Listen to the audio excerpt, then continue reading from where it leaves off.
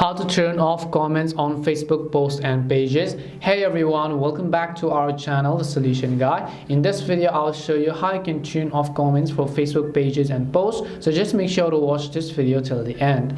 If you'd like to turn off comments for your Facebook posts and pages, all you have to do is go ahead and then launch the Facebook app first of all. Once you launch the Facebook app, go to the menu page by tapping on the three lines on the top right, and if you're on iPhone you will have to tap on the bottom right screen, and then after that scroll down to the bottom, choose the option called settings and privacy, go to settings, and once you go to settings, here you'll be able to find all of this information over here, and then in the search box you just want to type in and search for the option called public post. So just go ahead and search for public post and you'll find the option called public post at the top, so just tap on it.